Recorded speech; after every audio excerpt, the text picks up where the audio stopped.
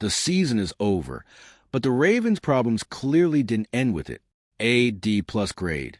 A 1 to 5 start that completely spiraled, a wave of injuries, and games decided by the smallest, worst-time mistakes create a situation that goes way beyond just a bad year. What happened in 2025 left deep scars, and some of them are still showing now, as the team tries to reset and figure out what comes next. And this is where it gets truly concerning.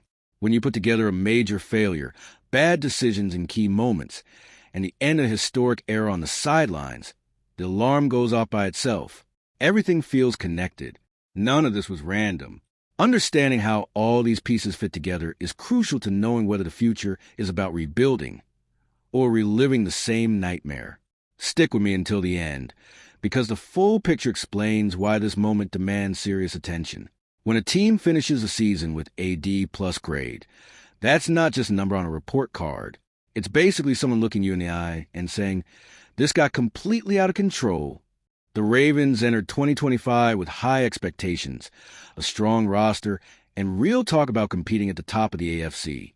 By the end, the only thing left was a feeling that nothing ever clicked the way it was supposed to. The hardest part about that grade is that it's not just about losses. It's about frustration. Baltimore didn't look like a bad team. They looked like a lost one. Week after week, it was the same story. The talent was there, but the execution never showed up. And when a roster full of big names finishes with a losing record, the problem goes way deeper than the final score. Being labeled one of the league's biggest underachievers hurts for exactly that reason. This wasn't a season where the team lacked players. It was a season where things simply didn't work when they needed to work. And that reality hits even harder when you look around and realize the window to win isn't open forever. What makes it even worse is that this grade didn't just appear at the end of the year. It started forming early on, right in those first few weeks, when everything already felt wrong before the team even had a chance to find its footing. Now imagine trying to run a marathon, but tripping just a few steps after the start. That's exactly what happened to the Ravens. They opened the season 1 to 5, constantly playing from behind, and never got the chance to play loose or confident. Every week felt like a desperate attempt just to survive until the next Sunday. A huge part of that came down to injuries. We're not talking about depth pieces or minor tweaks. We're talking about core players. Lamar Jackson out. Ronnie Stanley banged up. Kyle Hamilton and Roquan Smith dealing with physical issues. It was like rebuilding the team every single week with duct tape and hoping it would hold. When that many leaders are missing at the same time, the damage goes far beyond the box score. The rhythm disappears, confidence drops, and the game plan turns into improvisation. The defense struggled. The offense lost its identity. And even in close games, Baltimore always felt one step behind. That disastrous start triggered a domino effect. Even when things began to improve, the damage was already done. And that's when something even more dangerous crept in. The feeling that maybe, just maybe, the season could still be saved. When Lamar Jackson returned and some starters started coming back, the Ravens finally looked like a real football team again. The offense moved the ball, the defense showed signs of life, and the wins started stacking up. For a few weeks, it felt like the early nightmare was finally over. Late October and early November became the high point of the season.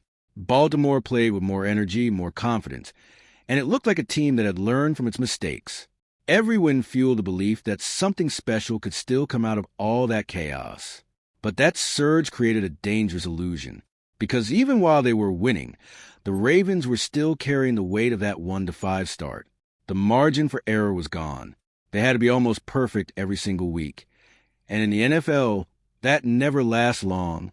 When there's no room for mistakes, every tiny detail becomes fatal. And that's exactly what started to show as the season moved toward the finish line, revealing that the comeback wasn't nearly as solid as it seemed.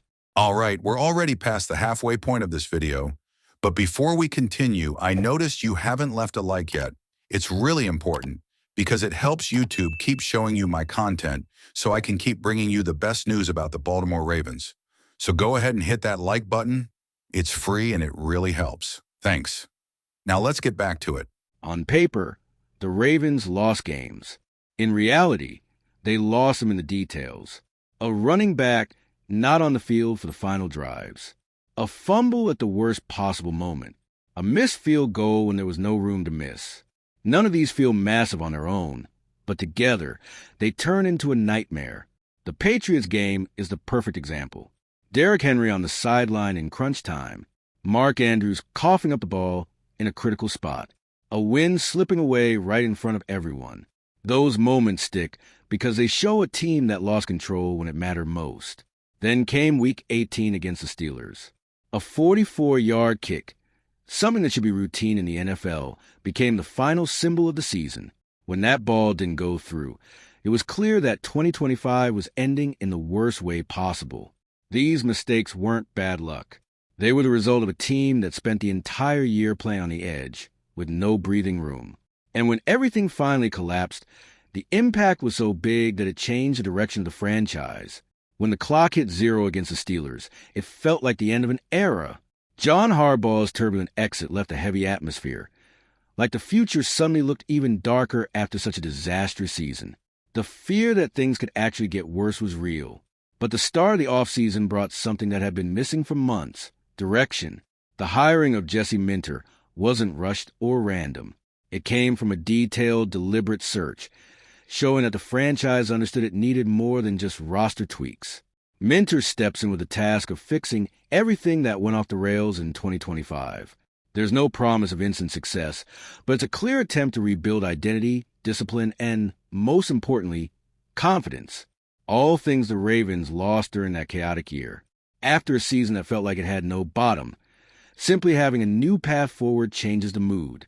The disaster of 2025 still weighs heavy, but for the first time in a long while, the future doesn't feel locked into the same cycle of frustration. What's clear after all of this is that 2025 wasn't just a single stumble. It was a result of bad decisions, injuries, breakdowns, and key moments, and a team that spent the entire year with no margin for error. The D+ grade, the chaotic start, the false hope, and the final collapse all tell the story of a Ravens team that lost control of its direction. The change at the top shows the franchise recognizes how serious the situation is. Jesse Minter represents a real attempt to turn the page, reset the culture, and give this team a new identity. That doesn't erase the disaster that was 2025, but it makes one thing clear. Baltimore knows staying on the same path was no longer an option. Now I want to hear what you think. Do you believe the Ravens truly learned from this nightmare, or is there a real risk of repeating the same mistakes in the years ahead? Drop your thoughts in the comments. This conversation is far from over, and your perspective matters. And if you, just like me, are passionate about the world of football and want to learn more about the Ravens' legacy, don't leave this video without sharing it with that friend who is also a Baltimore Ravens fan and will love this content. See those video suggestions on your screen? The first one was handpicked just for you, and the other is a recommendation from YouTube itself.